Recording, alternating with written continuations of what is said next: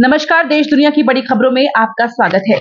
आज के इस बुलेटिन में हम बात करेंगे बिहार चुनाव के तैयार रोड मैप की। अपनी ही पार्टी के बड़े नेता की तस्वीर लगाना भूली कांग्रेस की। पीएम मोदी की फोटो लगाकर हार पहनकर कौन पहुंची एक्ट्रेस की।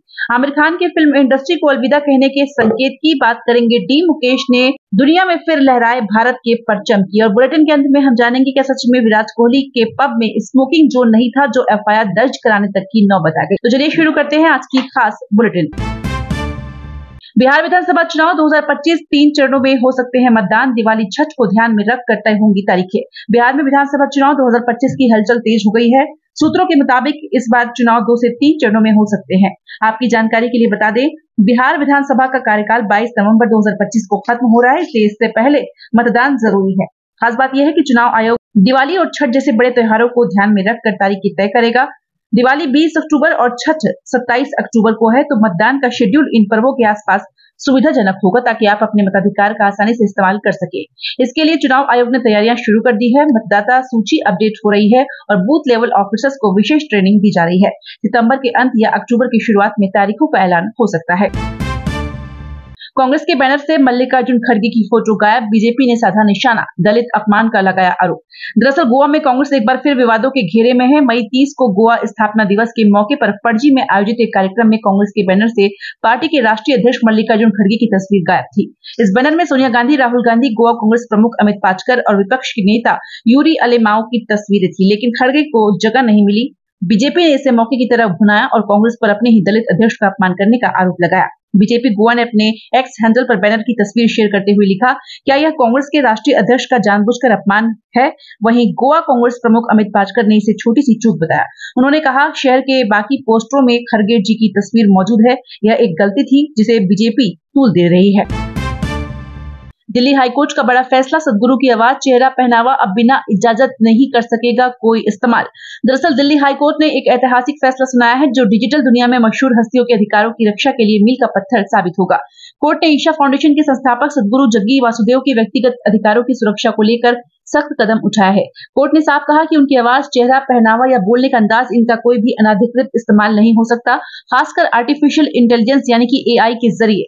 आपको बता दें कि कुछ वेबसाइट्स और सोशल मीडिया अकाउंट्स एआई का दुरुपयोग कर सदगुरु की छवि और आवाज को नकली वीडियो बनाकर गलत तरीके से इस्तेमाल कर रहे थे, जिसके चलते कोर्ट ने यह फैसला सुनाया है।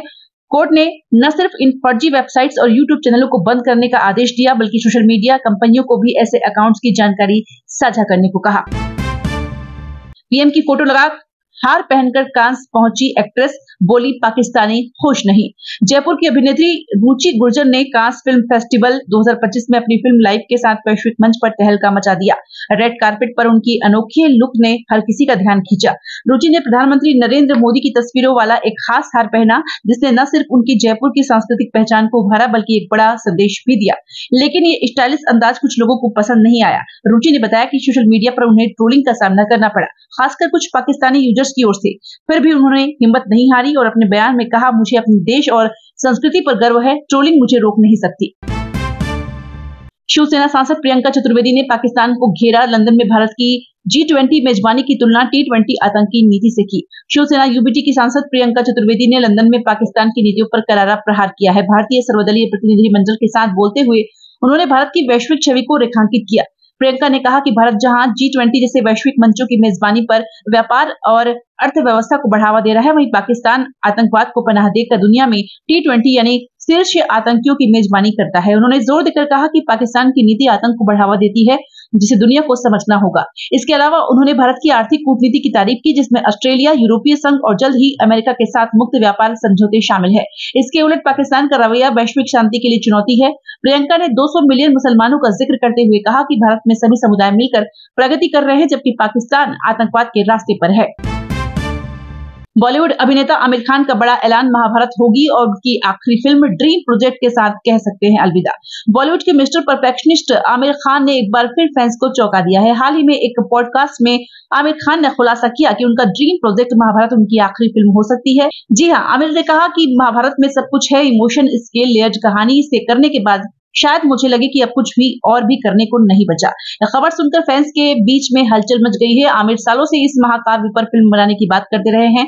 उन्होंने बताया कि इस प्रोजेक्ट पर काम शुरू हो चुका है। खास बात यह है कि आमिर खुद भगवान श्री कृष्ण का किरदार निभाना चाहते हैं। लेकिन सवाल यह है कि क्या वाकई आमिर खान इसके बाद फिल्मों को अलविदा कह देंगे? उनके चाहने वालों के लिए खबर जितनी रोमांचक है उतनी ही भावुक करने वाली भी। अभी मुक्तेश्वरानंद ने बकरीद पर गायों की सुरक्षा की अपील की। मौलाना बोले, कुर्बानी इस्लाम का अटल हिस्सा। बकरीद के नजदीक आते ही देश में एक बार फिर गायों की सुरक्षा को लेकर चर्चा गर्म है।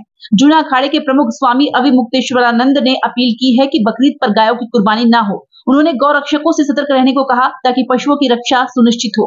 स्वामी जी का कहना है कि गाय हमारी संस्कृति का अभिन्न हिस्सा है और इसकी सुरक्षा हर किसी की जिम्मेदारी है। उन्होंने सवाल उठाया कि बकरीद पर बकरे की कुर्बानी की परंपरा को क्यों न अपनाया जाए ताकि सभी समुदायों की भावनाओं का सम्मान हो। वहीं जमीयत उलमाए हिंद के अध्यक्ष मौलाना अरशद मदनी ने कहा कि कुर्बानी इस्लाम का महत्वपूर्ण हिस्सा है जिसे छोड़ा नहीं जा सकता। उन्होंने मुसलमानों से अपील की है कि कुर्बानी के दौरान सरकारी दिशा निर्देशों का पालन करें और सोशल मीडिया पर ऐसी सामग्री न डालें जो विवाद पैदा करे। मौलाना ने साफ सफाई पर जोर देते हुए कहा कि जानवरों के अवशेषों को उचित तरीके से निपटाया जाए ताकि पर्यावरण और सामाजिक सद्भाव बना रहे।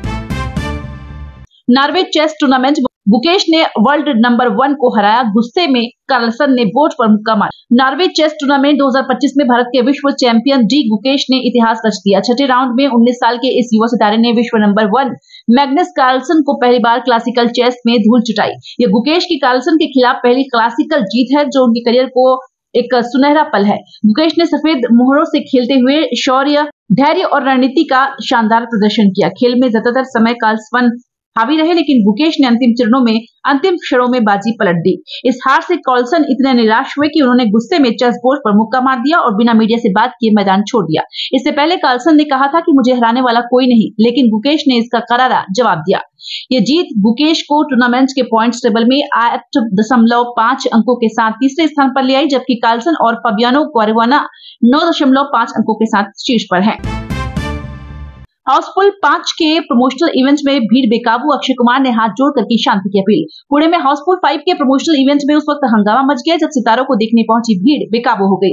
अक्षय कुमार, जैकलीन फर्नांडिस, नाना पाटेकर, नरगिस फाकरी और अन्य सितारों की मौजूदगी में फैंस का जोश दुगना कर दिया। मॉल में हजारों लोग उमड़ पड़े जिससे स्थिति भगदड़ जैसी बन गई। भीड़ में धक्का मुक्की के बीच बच्चे और महिलाएं असहज हो गए। इसी बीच अक्षय कुमार ने तुरंत माइक संभाला और हाथ जोड़कर फैंस से शांति की अपील की। उन्होंने कहा, हाथ जोड़कर विनती है, धक्का मुक्की मत करो, यहाँ औरतें और बच्चे हैं। उनकी इस अपील का असर हुआ और धीरे धीरे स्थिति नियंत्रित हुई। सोशल मीडिया पर इस घटना के वीडियो वायरल हो रहे हैं जिसमें फैंस का उत्साह और अक्षय की जिम्मेदारी भरी पहल साफ दिखती है। जानकारी के लिए आपको बता दें कि हाउसफुल 5 6 जून को रिलीज होने जा रही है, जिसमें कॉमेडी का शानदार तड़का है। साजिद नाडियाडवाला के प्रोडक्शन में बनी इस फिल्म में 19 सितारे हैं जो इसे और आकर्षक बनाते हैं।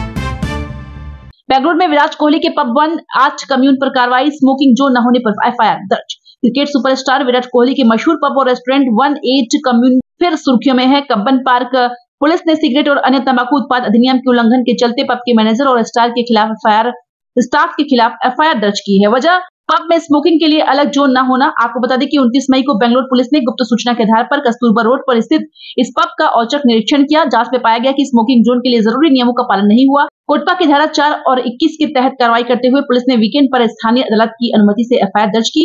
बताते चले कि ये पहली बार नहीं है जब 1 8 कम्युनिक विवाद में है, बल्कि पिछले साल जुलाई में देर रात तक पब खुला रखने के लिए भी इसके खिलाफ मामला दर्ज हुआ था। साथ ही दिसंबर में अग्निशमन विभाग से एनओसी न लेने पर नोटिस भी जारी हुआ था।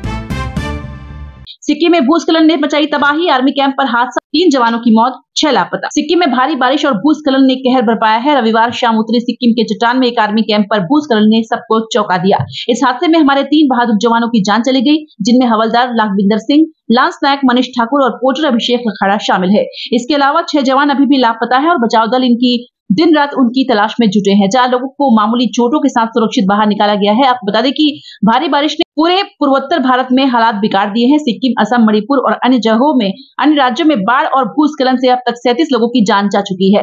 सिक्किम के मंगन जिले में तिस्ता नदी और का जल स्तर बढ़ने से बाढ़ का खतरा मंडरा रहा है। करीब 1500 पर्यटक लाचीन और लाचुंग में फंसे हुए हैं, जिन्हें निकालने के लिए पुलिस और बीआरओ की टीमें काम कर रही है। सड़कें बंद होने से राहत कार्यों में चुनौतियां आ रही है, लेकिन सेना और प्रशासन हर संभव कोशिश में जुटे हैं।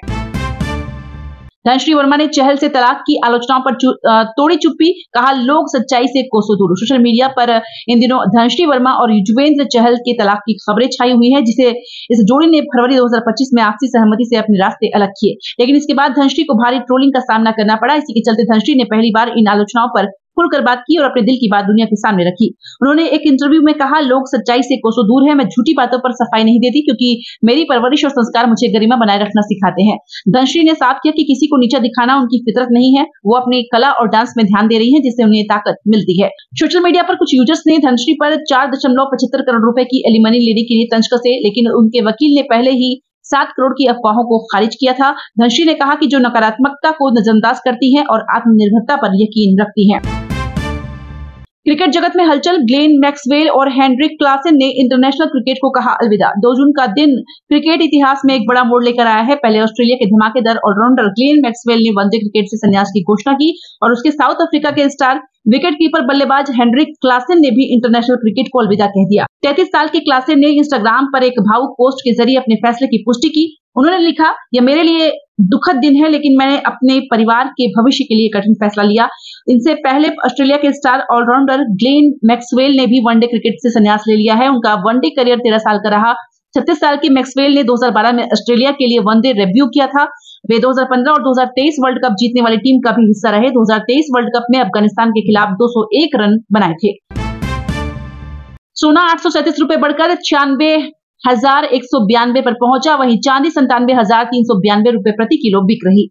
सोने चांदी की कीमतों ने फिर छलांग लगाई है। India Boolean and jewellers association के मुताबिक 10 ग्राम 24 कैरेट सोने का दाम 837 रुपए बढ़कर 96,192 रुपए तक पहुंच गया है। वहीं चांदी भी 97,392 रुपए प्रति किलो पर बिक रही है। आप सोच रहे होंगे कि आखिर कीमतें क्यों इतनी बढ़ रही हैं? दरअसल वैश्विक बाजार में मांग बढ़ने, रुपए की कमजोरी और जियोपॉलिटिकल टेंशन के चलते सोना चांदी निवेशकों की पहली पसंद बनी हुई है। इस साल 1 जनवरी से अब तक सोने की कीमत 76,162 से बढ़कर 96,192 हो गई है, यानी कि 20,030 रुपए की बड़ी उछाल।